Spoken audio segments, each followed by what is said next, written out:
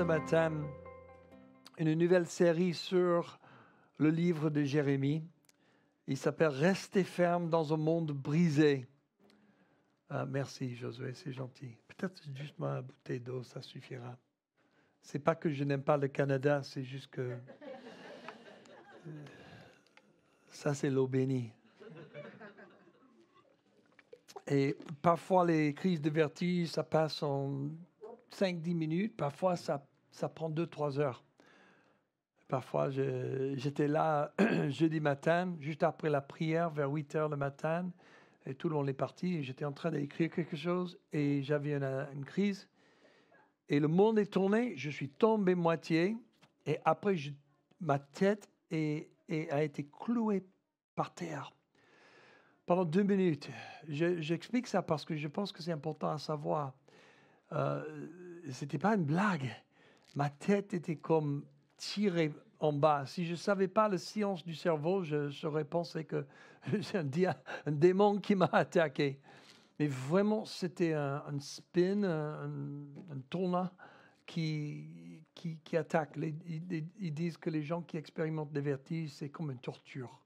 C'est comme une torture. Donc, ça fait 5 ans plus que je suis de temps en temps, ça arrive. Parfois, j'ai 6 mois que ça ne me touche pas. Mais dans les dernières 2 semaines et demie, j'ai eu pas mal des mauvais moments. Donc, je demande que vous priez. On a pas mal de choses qui se passent dans nos vies, mais on est convaincu que Dieu nous a appelés. Et on va lâcher pas l'appel de Dieu, parce que l'appel de Dieu, c'est sûr, c'est solide. Donc, on va lire un passage. Et pour commencer cette série, le premier message qui est appelé l'appel de Dieu, ou on peut dire l'appel de Dieu. Le passage du jour se trouve en Jérémie 1, 4 à 10, où il dit « La parole de l'Éternel m'a été adressée ». Peut-être je peux demander à quelqu'un d'autre de le lire. C'est OK? C'est un microphone là. La parole de l'Éternel m'a été adressée. Avant de te former dans le ventre de ta mère, je te connaissais. Et avant que tu naisses, je t'avais consacré. Je t'avais désigné prophète pour les nations. J'ai répondu, « Ah, Seigneur éternel, je ne sais pas parler car je suis trop jeune. » L'Éternel m'a dit, « Ne prétends pas que tu es trop jeune, car tu iras trouver tous ceux vers qui je t'enverrai, et tu diras tout ce que je t'ordonnerai. N'aie pas peur d'eux, car je suis moi-même avec toi pour te délivrer, déclare l'Éternel. » Puis l'Éternel a tendu la main et a touché ma bouche avant d'ajouter, « J'ai mis mes paroles dans ta bouche. Vois, aujourd'hui je te confie une responsabilité envers les nations et les royaumes, celle d'arracher et de démolir, de faire disparaître et de détruire, de construire et de planter. » Merci. C'est magnifique ce passage, n'est-ce pas?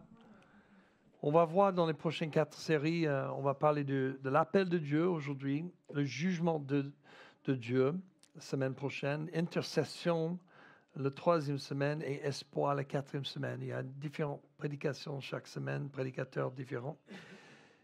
Mais l'histoire de Jérémie nous rappelle avec force que Dieu a un plan pour chacun d'entre nous et qu'il a été mis en place avant même que nous nous en rendions compte. Dans le cas de Jérémie, Dieu l'avait déjà choisi pour être prophète avant même sa naissance. Cela montre que notre but n'est pas aléatoire, mais qui fait partie du plan intentionnel de Dieu et que nous sommes mis à part pour accomplir son œuvre. Comme Jérémie qui avait peur et ne se sentait pas qualifié, nous doutons souvent de nos propres capacités. Amen. Moïse, Gédéon et des autres personnages de la Bible ont également remis en question leur appel pour différentes raisons. Moi aussi, j'ai douté mon appel à la mission et au ministère. Ces doutes m'ont conduit à suivre patiemment le plan de Dieu et au fil des ans, jusqu'à ce qui devienne clair. Ma femme aussi a été appelée à la mission alors qu'elle était adolescente et elle se souvient encore du moment où cela s'est produit. Il existe de nombreux appels, le ministère étant l'un d'entre eux. Il est essentiel de connaître l'appel de Dieu sur votre vie, qu'il s'agisse d'une carrière ou d'un mode de vie particulier. À travers tout cela, j'ai appris que Dieu nous donne ce dont nous avons besoin pour répondre à notre appel.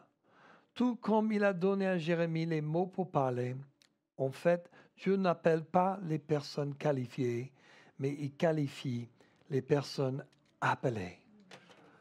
C'est incroyable quand je regarde le point de faiblesse de Jérémie, de Moïse, de Gédéon, de moi-même. Moi, tu m'appelles à faire quoi? Pas possible, je suis pas doué, j'ai pas tout ce qu'il faut pour faire ce boulot. Et c'est vrai que quand on dit oui à Dieu, malgré les mauvaises choses dans nos mains, malgré nos faiblesses et nos tendances mauvaises, Dieu commence à travailler dans nos cœurs et dans nos âmes. Tu sais que Jérémie, il s'est élevé pendant le temps du réveil du roi Josias. Josias était le roi qui a renversé toutes les mauvaises pratiques dans leur époque, parce qu'Israël s'est écarté du chemin de Dieu et commençait à louer les idoles des voisins. Et c'était une période de temps tellement malin. Et quand Josie a dit, non, on va se repentir et on va retourner à Dieu. Et sa parole, il a rendu colère pas mal de gens. Mais Dieu lui a béni avec cet acte de repentance. Cet grand acte national de repentance a amené la vie de Dieu. Et Jérémie, en tant qu'enfant, il a vécu ces années. Mais à un certain point dans sa vie, dans ses années adolescentes, peut-être 20 ans, Dieu lui a parlé ce message-là. Pourquoi? Parce que même si le réveil était incroyable au fur et à mesure, Josias et le reste du pays commencent à retourner aux idoles auparavant. Et c'est exactement le cycle vicieux que beaucoup de chrétiens aujourd'hui, on se trouve.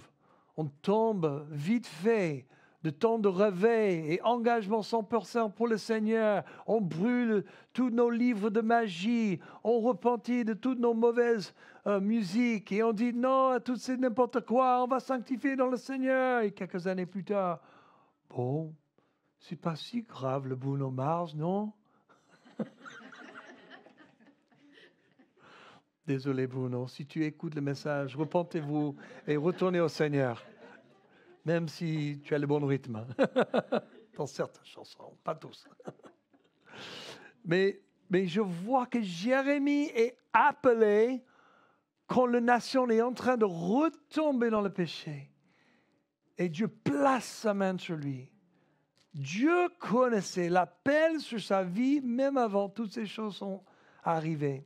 Et Dieu connaît l'appel de ta vie aussi, même plus clair que toi, aujourd'hui, même avant que tu sois né. Le ministère prophétique de Jérémie durait 40 ans, commençant en 627 avant Jésus-Christ et pendant 5 différents rois d'Israël. Il a culminé avec la chute de Jérusalem en 587 avant Jésus-Christ sous le règne du roi Sédécias. Jérémie 1:10 montre que le but du ministère prophétique de Jérémie est, entre guillemets, d'arracher et de briser, de détruire et de renverser, de bâtir et de planter. Qui veut cet appel au ministère? Oui, je suis appelé à détruire et de démonter pour déverser et implanter. Oh, non, merci.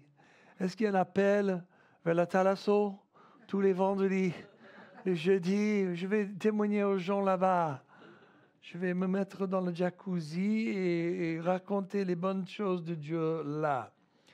Non, ce n'est pas l'appel à Jérémie et probablement pas le tien non plus.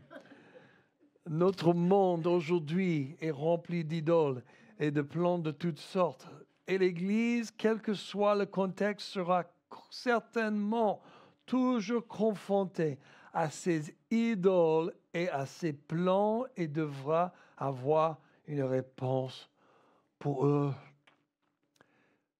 Les idoles d'il y a 2000 ans sont les mêmes idoles d'aujourd'hui. Il n'y a rien de nouveau sous le soleil. L'ennemi continue à refaire les mêmes tactiques et les mêmes stratégies, même avec les nouveaux noms ou un autre label. Mais c'est la même stratégie pour nous tromper. Tromper, Richard, tromper. Dans ce sens, pas tremper. Il n'est pas là. C'est bien, c'est bien. Mais sa fille va rapporter. Oh là là, je suis... Bon. J'aimerais bien dire que Dieu t'a appelé.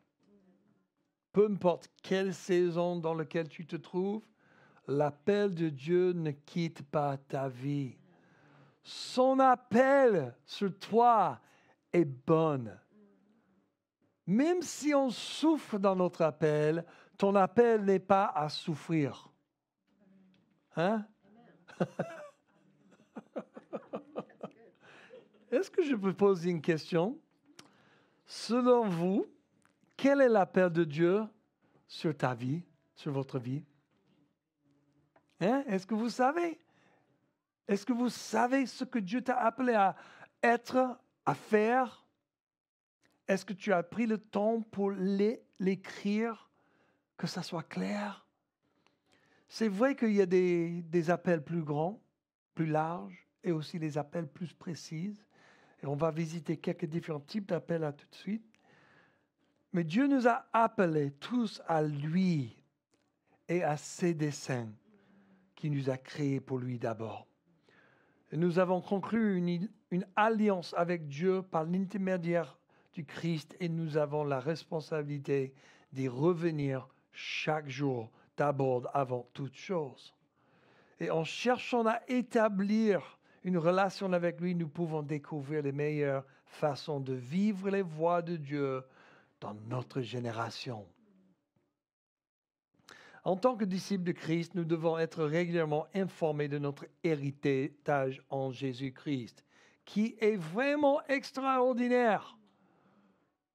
Pourquoi je dis ça? Parce que on ne sait pas combien que nous avons en Jésus-Christ.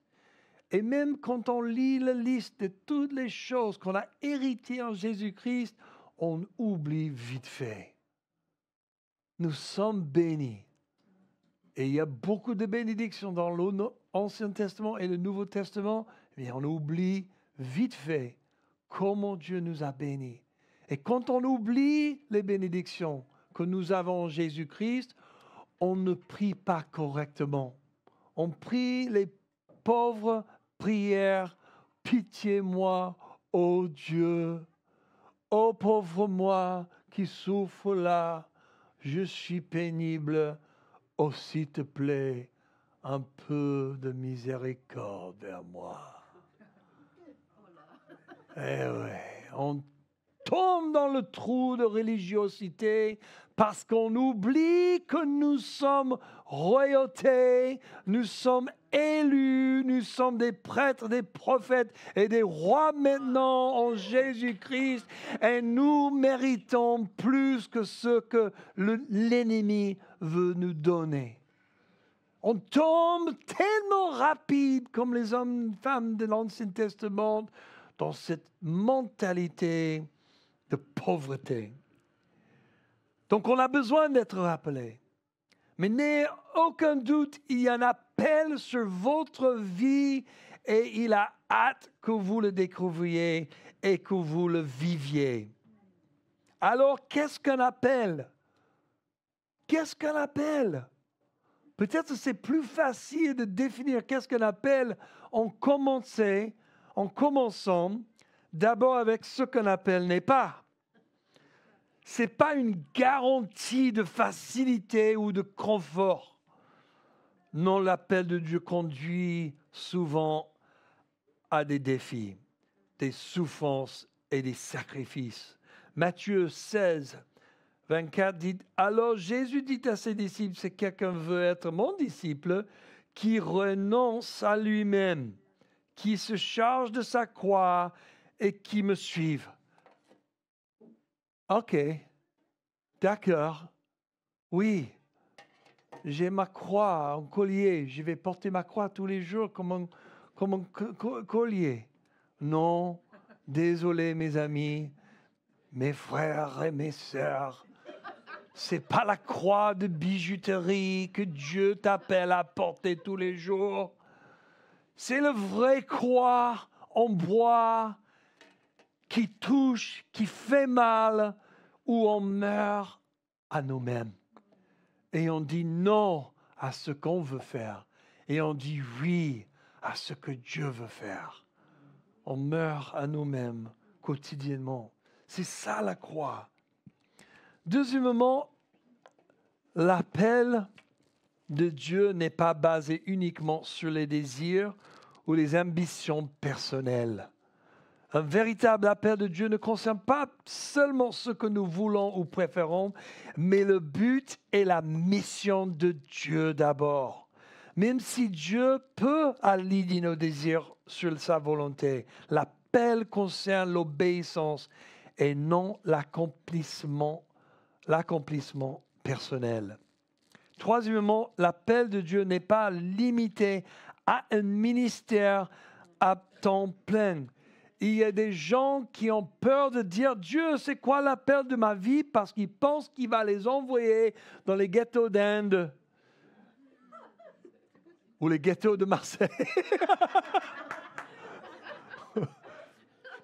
Tout le monde a une imagination, c'est où le pire endroit du monde. Et on dit, je ne vais pas prier cette prière au cas où qui dit que c'est là-bas. Tu dois dormir avec les insectes et les bêtes en Afrique ou dans les forêts d'Alsace. Je ne sais pas. Mais tout le monde n'est pas appelé à être pasteur. T'imagines si on est tous appelés à être pasteurs? On arrive le dimanche matin, pasteur. Non, non, non, non, non. Le rôle du pasteur, c'est protéger le troupeau, de rassembler les gens, donner les bons outils, les bons enseignements. Et quand je vais au pastorat, de temps en temps, je pense, tous ces pasteurs sont rassemblés et ils ont une tendance d'essayer de rassembler tout le monde. Je n'ai pas besoin que tu me rassembles. Je suis déjà là. Arrête de me gérer comme un chien des bergers. Hein? Ils sont avec les brebis, et tous en train de... Arrête! Je suis un homme! Je suis pasteur aussi! Tu veux que je fasse la même chose à toi? Viens et va là! Non, fais attention, fais attention! Toujours les mots, fais attention! Ok, merci. C'est vrai. Mais qu'est-ce qu'un appel? Un appel comprend une relation d'abord avec Dieu. Avant toute chose, Dieu appelle les gens à lui, au salut et à l'intimité et à l'obéissance. 1 Corinthiens 1, 9 dit, Dieu est fidèle, lui qui vous a appelé à vivre en communion avec son Fils, Jésus-Christ, notre Seigneur. Et en Jean 15, 16, ce n'est pas vous qui m'avez choisi, mais c'est moi qui vous ai choisi. On a chanté quelque chose comme ça tout à l'heure. Et je vous ai établi afin que vous alliez, que vous portiez du fruit et que votre fruit demeure. Tout appel découle d'un lien profond avec lui. Deuxièmement, un appel inclut le service des autres. L'appel de Dieu n'est jamais une simple question d'accomplissement personnel. Il s'agit de bénir et de servir les autres pour son royaume. Dans Matthieu 20, 26, 28, ce ne sera pas, c'est Jésus qui parle, ce ne sera pas le cas au milieu de vous, mais si quelqu'un veut être grand parmi vous, il sera votre serviteur.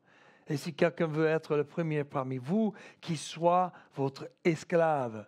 C'est ainsi que le Fils de l'homme est venu, non pour être servi, mais pour servir et donner sa vie en rançon pour beaucoup. Et encore, Ephésiens 2, 10, vous pouvez voir ça. Que ce soit dans le cadre du ministère du travail ou de la vie quotidienne, un véritable appel implique un amour et un service sacrificiel. Troisième point, c'est qu'un appel exige foi et obéissance. L'appel de Dieu pousse souvent les gens au-delà de leur zone de confort. Si vous pensez que je suis dans ma zone de confort dans ce moment-là, vous vous trompez. J'ai une tête qui tourne et mal au ventre, mais je sais que je dois prêcher ce message.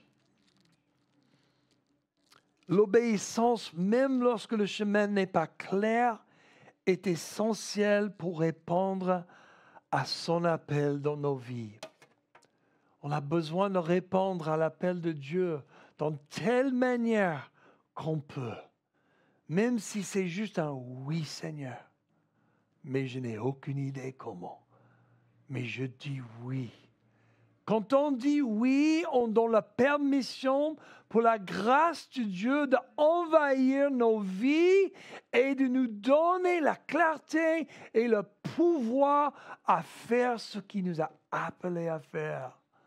Sans la grâce de Dieu, on reste nul. Jésus est là pour supporter l'appel qu'il nous a donné dans cette vie.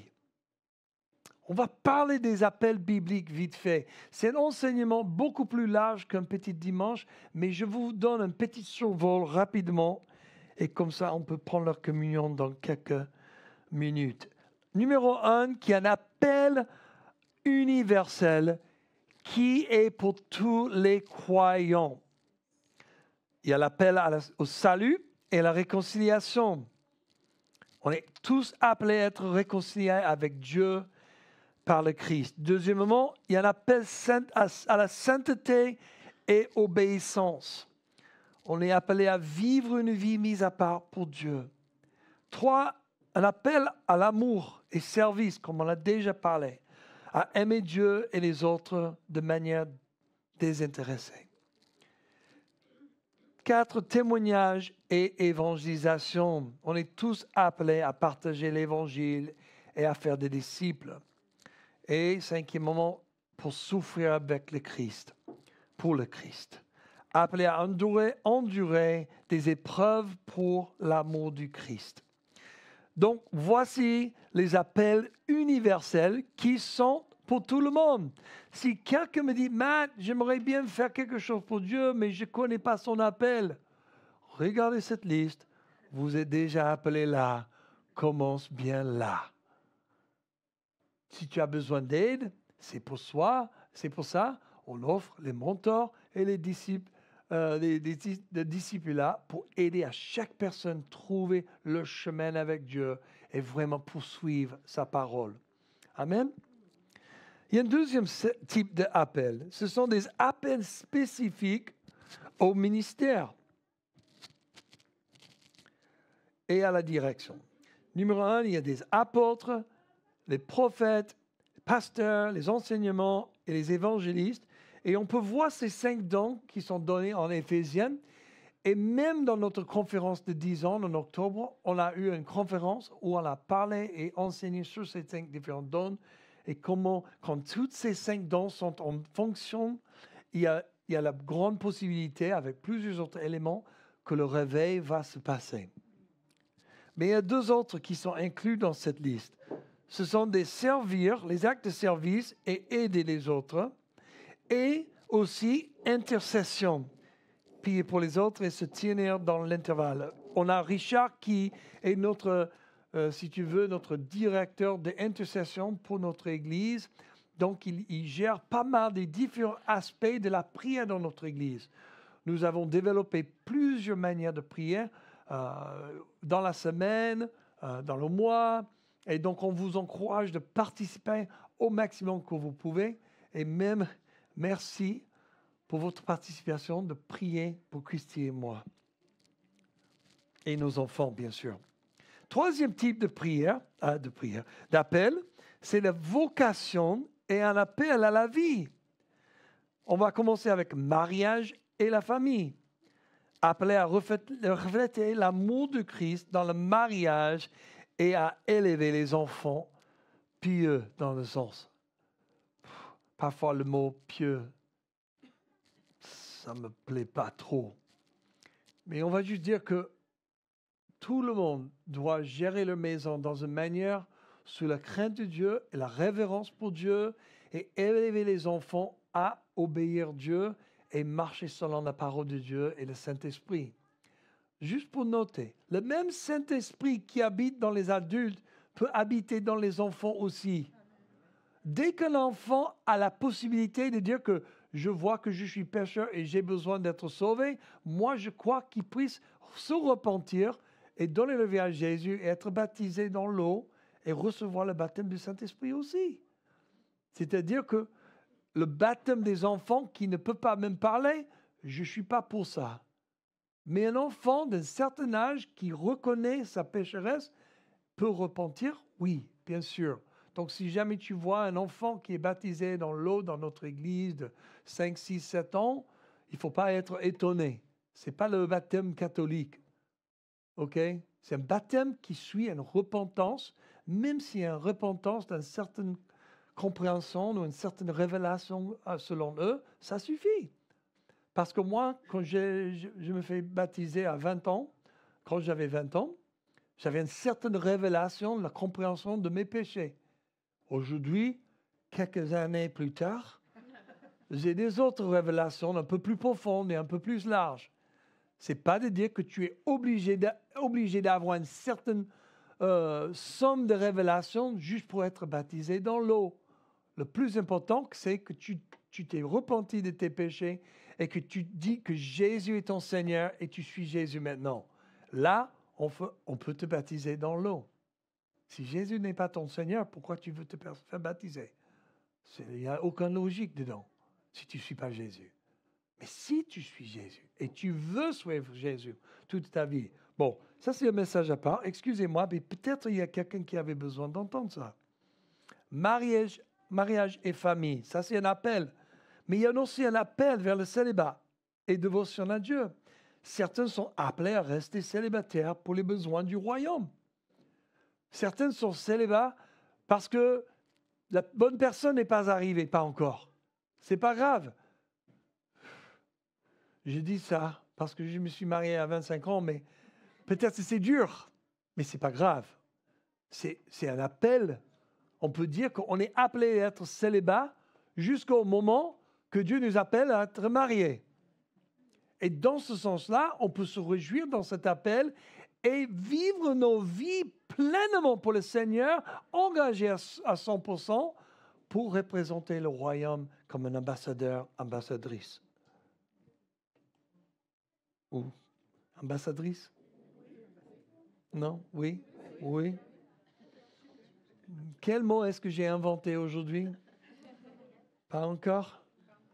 Dans le premier culte, j'étais reproché juste après le premier culte parce que j'ai fait un truc bizarre.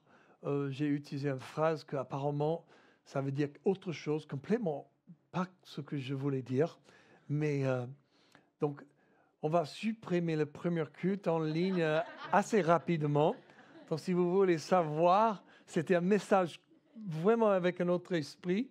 Et si vous voulez me voir danser, c'est dans ce moment-là que j'ai dansé que, en fait, là, voilà. On va continuer. OK, il y a un appel de vocation et appel à la vie pour le travail et en tendance, bien sûr, c'est-à-dire utiliser les compétences et les talents pour la gloire de Dieu.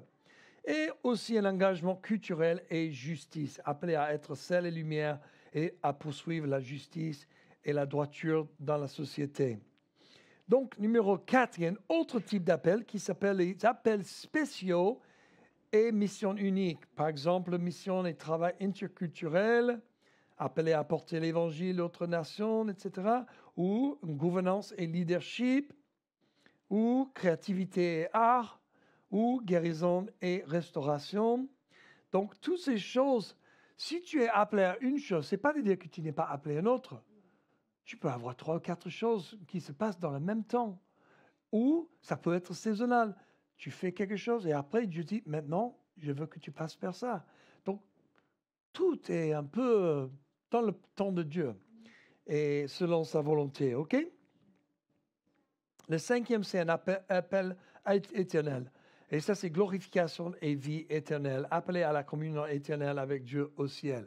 Donc, tout le monde est appelé à ça aussi. Amen. Voici quelques types. Mais comment connaître son appel?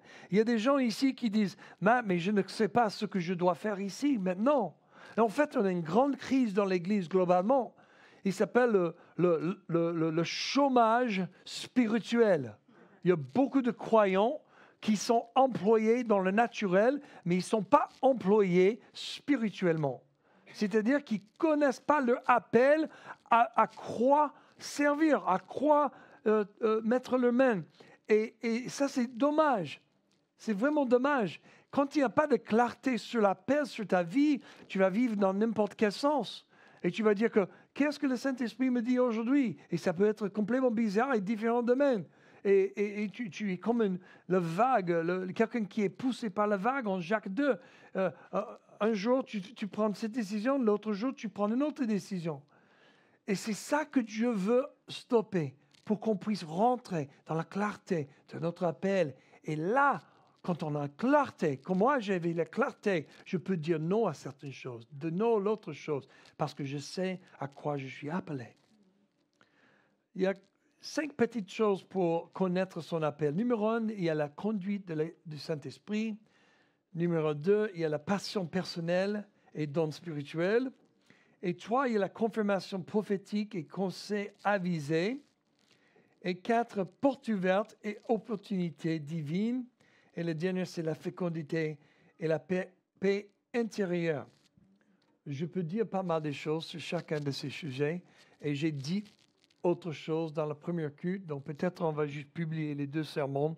Comme ça, s'il y a quelqu'un qui veut vraiment capter d'autres choses, et on va supprimer la petite section où j'ai mal fait. Je me suis trompé parce que j'étais trempé. Ok, je m'arrête là. Je suis un vieux homme qui est en train d'expérimenter des vertiges, donc tu peux juste... Aie pitié sur moi, le pauvre. Mais je peux vous dire, c'est important à prendre le temps avec Dieu pour clarifier ton appel dans ce moment de ta vie. Et je vous donne des devoirs cette semaine. Prends le temps dans le journaling, cherchez tous les mots prophétiques que vous avez reçus. Pensez à toutes les paroles que Dieu t'a données dans ton passé et commence à écrire et prier et demander Dieu, c'est quoi l'appel sur ma vie dans ce moment-là? Et écrire et clarifier, filtrer, clarifier, bosser sur ça. Appelez un bon ami qui est chrétien ou un mentor dans ta vie et demander un rendez-vous. Ça peut être téléphonique, Zoom, FaceTime ou face à face. Et dans cette réunion, tu leur demandes, voici ce que j'ai travaillé cette semaine. Voici ce que je pense que Dieu est en train de toucher dans ma vie. Il m'a appelé à faire. Ça peut être 2, 3 choses. Et tu dis, qu'est-ce que tu penses? On va prendre le temps pour s'humilier et demander l'avis de quelqu'un d'autre. Il n'y a rien pire qu'un chrétien qui arrive dans l'église et dit, voici ce que Dieu m'a dit, je vais faire ça, sans demander le conseil des autres. Ça cause des problèmes dans les vies des chrétiens.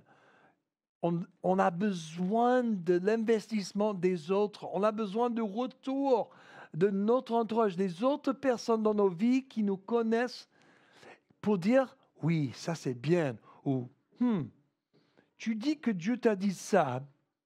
Qu'est-ce que tu as mangé hier soir? Pourquoi tu dis ça? C'est n'importe quoi. Tu n'es même pas comme ça. Je ne vois pas un avenir comme ça. Les bons amis, les vraies personnes qui vont nous parler de la vérité, ils vont dire la vérité avec grâce, avec gentillesse, avec amour, mais quand même, ils vont nous dire, ça c'est pas bon. Ou ça, je pense que tu as moitié correct, mais l'autre moitié, je ne vois pas. Ce n'est pas de dire que c'est la fin de l'argument, mais quand même, c'est important de demander que les voix partent dans nos vies pour nous donner le bon retour et le bon conseil. Et c'est comme ça on va arriver à qu'est-ce que Dieu a vraiment dit. Peut-être il t'a parlé. Peut-être tu as mélangé ce qu'il a dit avec ce que tu voulais entendre. Moi, je n'ai jamais témoigné à ça dans ma vie, ni personne d'autre. Que quelqu'un mélange leur désir avec ce que tu es en train de dire. Et c'est tellement facile à faire. Amen. Donc ça, c'est le défi cette semaine. Je ne crois pas que je suis arrivé à la fin de mon message. J'ai pensé, certainement, je vais tomber par terre. Merci Seigneur. Je vais juste prier. Seigneur, je prie pour cette semaine que tu poses ta main sur chaque personne. Et je prie que cette semaine représente un départ incroyable dans chaque vie. Que l'appel de Dieu pour cette saison soit clarifié, clair, ponctuel pour chaque vie.